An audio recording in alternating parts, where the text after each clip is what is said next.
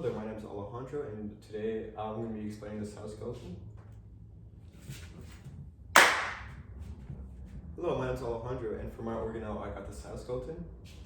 So what we're going to go over today is we're going to go over what the cytoskeleton is, the function of the cytoskeleton, the parts of the cytoskeleton, its interactions with other organelles, its role in mitosis, and also a research article that I found.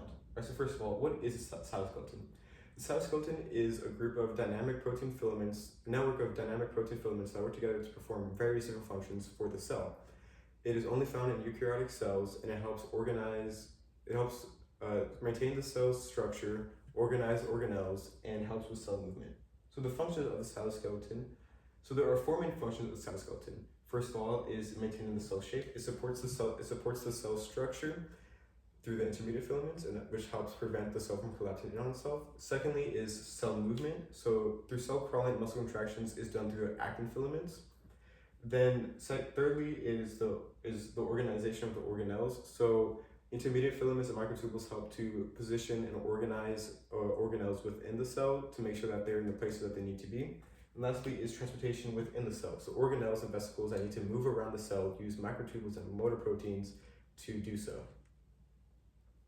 Alright, the parts of the cytoskeleton. So there are three distinct filaments of the cytoskeleton, the first of which being actin filaments, second being intermediate filaments, and third of all being microtubules. Each of these have different characteristics, different functions, different proteins, and but however they all work together to help form the cell skeleton and help the cell perform many different duties. First of all is the actin filaments, which is the smallest of the filaments, which is also why it's called the microfilaments.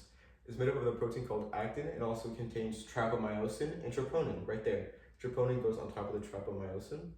So the first characteristics, it is very dynamic. It is always growing and shrinking or expanding, contracting. So that helps with cell movement because they are anchored directly onto the cell membrane, and once the actin filaments expand, so does the cell, and when they shrink forward, which acts like a cell crawling. It is also responsible for cytokinesis, which is the final stage of mitosis, which I'll get into later. And it also helps muscle contractions with the myosin motor protein. So how that works is the myosin motor protein is always trying to grab onto the actin filaments. However, the tropomyosin is preventing that from happening. But when the cell does need to contract the actin filaments, the troponin is always detecting for calcium. And once calcium is present, the troponin tells the tropomyosin to allow the myosin to grab onto the actin filaments to grow and expand it. Alright, the intermediate filaments. They're the medium-sized filaments, which is why they're called intermediate.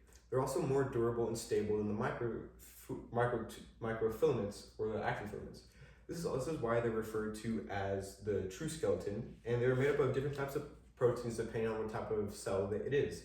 So for skin cells, it's keratin, muscle cells is desmin, and neuron cells is neuron filaments. So its functions, it anchors organelles in the position that they need to be in, and that is done through a linker protein that links onto the intermediate filaments and also links to an organelle. And it is responsible for the cell's mechanical strength, which is its ability to withstand tension and other outside forces without collapsing. Alright, microtubules, which is the last and largest of the filaments. Their first characteristics is always being constantly assembled and disassembled to form new pathways for the cells and organelles that are needed. They're made up of proteins called tubulins, both alpha and beta, that work together to form a long hollow tube, the long hollow microtubule.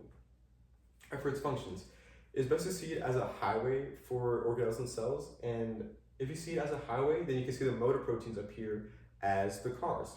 So the motor proteins, kinesin and dynein, they are essentially walking because they have legs that connect to the microtubules and walk along the microtubule.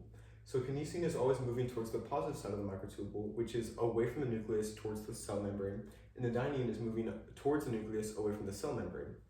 So since they're walking on the microtubule with these legs here, these appear the linker proteins, they help link onto the cargo, which is organelles or vesicles that need to be transported.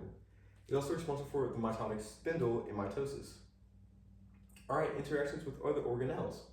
Cytoskeleton interacts with many different organelles, so I just included a few here. So centrosomes. Centrosomes help organize the microtubules and position them where they need to be.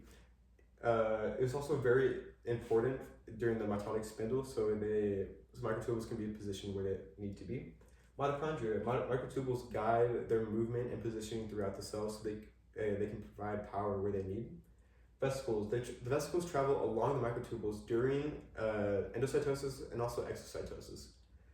For the nucleus, intermediate filaments grow out from the cell membrane towards the nucleus to help develop the nuclear membrane, or nuclear envelope.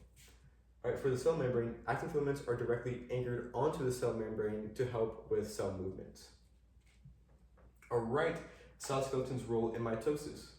So before mitosis happens, microtubules organize to form the mitotic spindle. So what that is when both microtubules they go to opposite sides of the cell. So once that happens, then the microtubules grow out and pull apart the sister chromatids and pull them towards their own sides. This helps start to expand the cell into different sizes.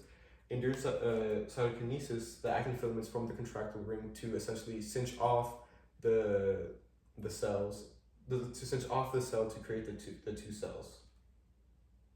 All right, the article summary. So I did mine over a research article that Professor Jin-Jun Song and his team did. They were looking for how Huntington protein interacts with the cytoskeleton, more specifically the actin filaments. They already knew that Huntington interacted with microtubules during the transportation of the microtubules. However, what was not known was that Huntington actually helps bundle the actin filaments, which was discovered through cryo-electron microscopy. And this helps out in the future so that we know more about how the skeleton is formed and how like a protein like Huntington can be so crucial to that role, and how we can help diseases such as Huntington's disease and also Alzheimer's through our new knowledge of how the skeleton is made. All right, thank you guys for your attention and watching.